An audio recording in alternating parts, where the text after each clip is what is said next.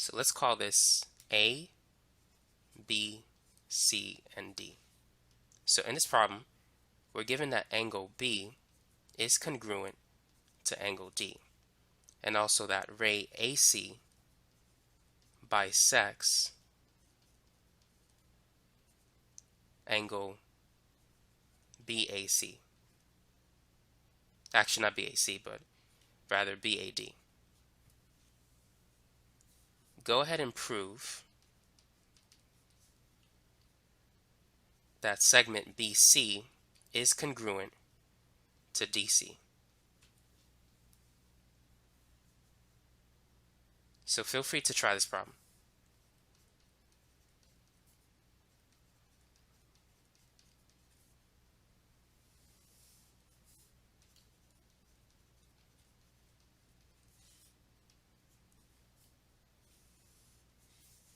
Okay, let's start with number 1. So we're given that angle B is congruent to angle D. So that's a given. And now let's mark it on the graph. So B is equal to D. Now what else can we do? So number 2, we know that ray AC bisects angle BAD. So this is ray AC. It emanates away from point A. And so it bisects angle BAD into two congruent angles, which means angle BAC is congruent to angle DAC. So number 2, this is a given. But in number 3, we could say that, let's put a line to separate these two, the given from the actual problem. So in step 3, we could say that angle BAC is congruent to angle DAC. And the reason for that is definition of an angle bisector.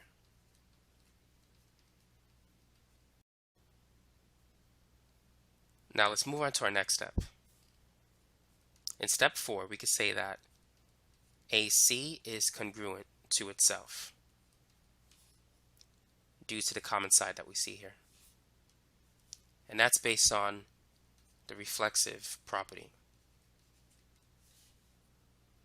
Now step 5, we could show that the two triangles are congruent using the angle side theorem.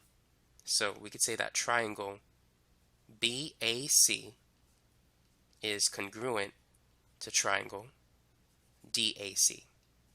And this is based on the angle side postulate. So the first thing we did, we proved that B is congruent to D. So that was the first angle we proved, and that was based on statement 1. And then we showed that angle BAC and DAC are congruent. So that's based on statement 3. And finally, the common side, which was the S symbol, and that's for statement 4. So it's based on statements 1, 3, and 4. And now let's make the final statement that segment BC is congruent to DC. So here is BC and this is DC, so they're the same. And the reason for that, as always, CPCTC. Corresponding parts of congruent triangles are congruent.